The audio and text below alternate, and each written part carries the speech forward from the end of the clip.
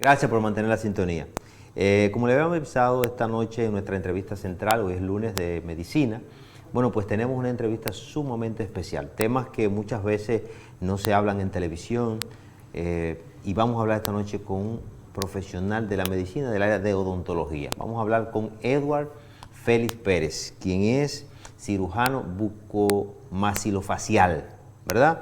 También es docente del Hospital Darío Contreras, ¿verdad? Ustedes saben que ahí cuando llegan los accidentes, entonces se necesitan, ¿verdad? Docente del Hospital Traumatológico Dr. Darío Contreras, desde el 2017 con vasta experiencia. Es docente también de la Escuela de Odontología de la UAS, voluntario de Operación Sonrisa desde el año 2015 hasta el día de hoy, miembro activo de la Sociedad de Cirugía Maxilofacial y es miembro activo del Colegio de Odontológico Dominicano. Así es que vamos a hablar con Edward sobre odontofobia. La odontofobia no es más que el miedo a visitar al odontólogo. Buenas noches, doctor. Buenas noches, muchísimas gracias por tu invitación, Cristian. Sí. Para mí es un tremendo honor poder compartir contigo y con los televidentes que nos acompañan la noche de hoy. Gracias, Edward. Edward, ¿por qué el ser humano tiene miedo de ir al odontólogo? Mira, es interesante esa pregunta y me gustaría abordarla contigo desde un contexto histórico, desde la plataforma de lo que realmente o cómo realmente inició la odontología. Como tú bien dijiste, la odontofobia, como su nombre lo indica, no es más que el miedo irracional. La fobia es un miedo irracional a algo, en este caso al odontólogo o a asistir al odontólogo. Para hablar entonces en ese contexto, desde la parte histórica, que es lo que realmente, la manera en la que a mí me gusta abordar este tema, porque eso no es algo nuevo. Hablando de los inicios de la odontología o de la cirugía oral como tal, porque antes se conocía la odontología como, o se entendía la odontología o el proceso odontológico como un proceso con menos importancia o sin mucha importancia. Incluso lo hacían los barberos. Ambroise Paré en el siglo XVI fue quien inició o quien fue el precursor históricamente de lo que son los procedimientos odontológicos y quien los impulsó desde un punto de vista más práctico quirúrgico, ¿verdad? Sí. Más adelante tenemos a Fouchard, que en 1725 desarrolla lo que es el primer tratado de odontología. Ya aquí no estamos hablando de sacar dientes por sacarlo, estamos hablando más sobre lo que es permanecer o mantener la pieza dental en boca, y así entonces es el inicio del desarrollo de la odontología. Pero tenemos un gran problema, y es que la odontología hasta ese momento era prácticamente a sangre fría, o sea, era sin anestesia. No es hasta que el doctor Horacio Wells, en 1844, el año en que República Dominicana estaba hablando sobre la lucha independentista en Europa, se estaba hablando sobre desarrollar lo que es la anestesia para procedimientos odontológicos, para procedimientos de cirugía como tal, y fue el precursor en ese sentido sobre lo que es, en esencia, lo que conocemos en la actualidad, no solamente como la odontología, sino también como la cirugía en sentido general. Es interesante esto y es importante hablarlo porque desde este momento en adelante ya no hay excusa, ya la odontología no tiene por qué doler, ya la visita al odontólogo no tiene que doler. Pero entonces empiezan a desarrollarse una serie de situaciones en la cual el paciente tiene históricamente la idea de que la consulta odontológica irremediablemente tiene que doler. Pavlov fue un ruso que desarrolló, a quien le valió el premio Nobel en el 1904, desarrolló lo que es el concepto, un concepto que explica que cuando dos cosas suceden comúnmente, o sea, suceden al mismo tiempo, muy frecuentemente, pues entonces una trae a la otra. Sí.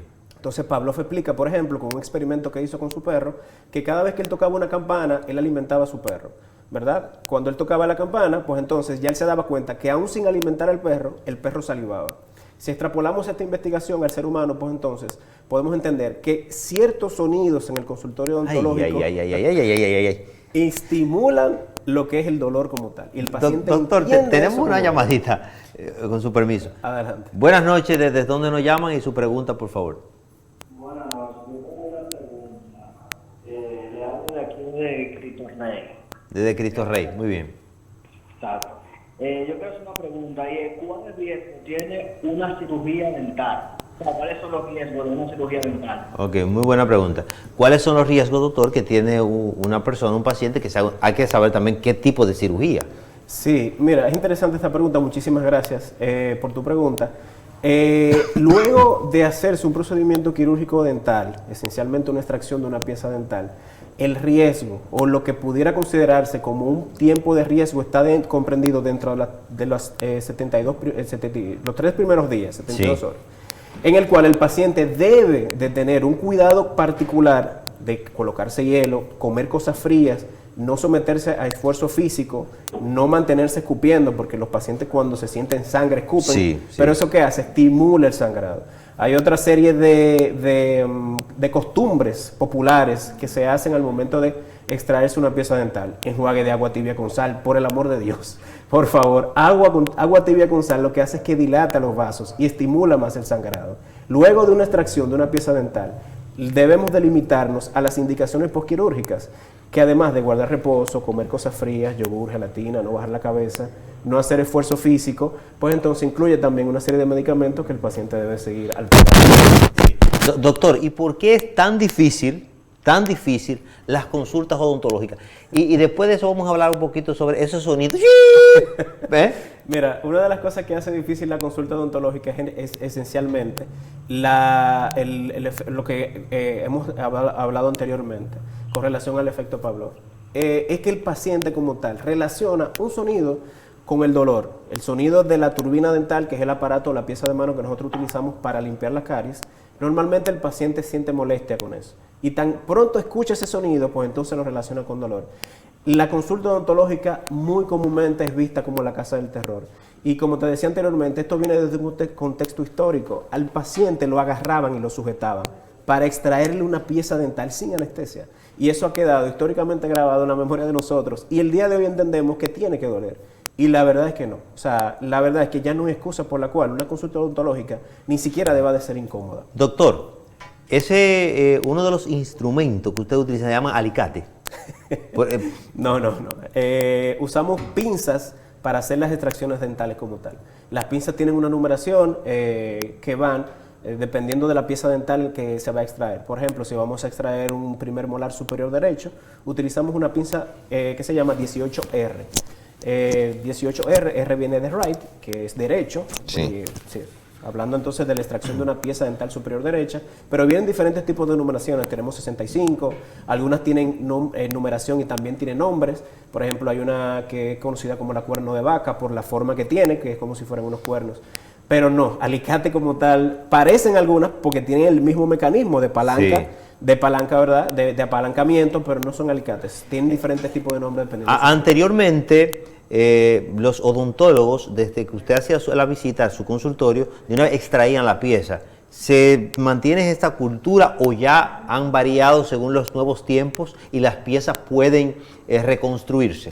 Mira, muy interesante. Como te había dicho anteriormente, Fouchard fue quien, te estoy hablando de 1925, fue quien desarrolló e implementó el primer tratado de odontología. Desde ese entonces hasta la actualidad se ha desarrollado la odontología de una manera en la que si yo te la explico, tú no me lo vas a creer. Estamos en un punto en la odontología en la cual nosotros no hablamos de la extracción como tal.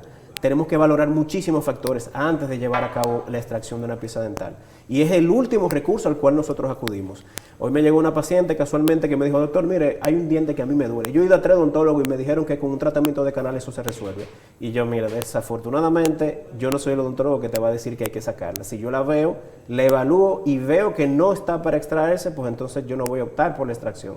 Al final, conservar una pieza dental natural, biológica del paciente, es lo ideal y es por donde nosotros normalmente nos inclinamos al momento de realizar cualquier procedimiento odontológico dentro de la odontología moderna.